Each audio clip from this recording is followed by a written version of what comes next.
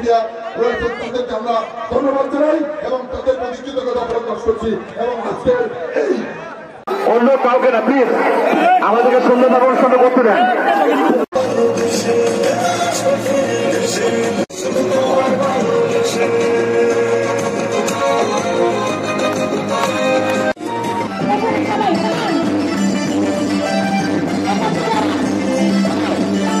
বিদেশে আমাদের বন্ধু আছে, আমাদের কোন প্রভু নেই।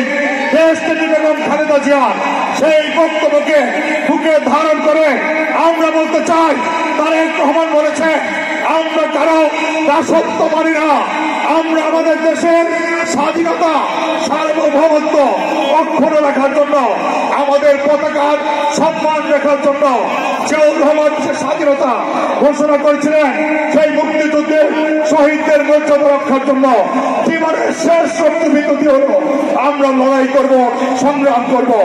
আমরা আমাদের স্বাধীনতাকে কারো কাছে বিকিয়ে দেব না, আমরা কারো সাথে শত্রুতা চাই না, সকলের সাথে বন্ধুত্ব করে আমাদের দেশকে অন্যদের দিকে নিয়ে যেতে চাই।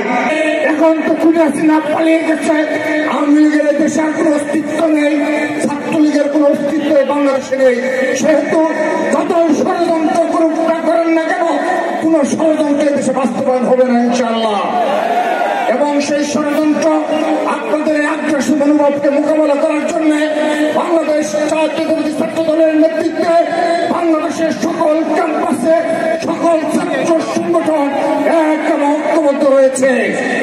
আমরা স্পষ্ট বার্তা দিচ্ছি, যদি এই খুনি হাসিনার কোন ষড়যন্ত্র আবারও লিপ্ত হয় এবং ভারতে আবারও কোন উগ্রবাদী সংগঠন বাংলাদেশের পতাকা অবমাননা করার দুঃসাহস দেখায়, আমরা সমুচিত জবাব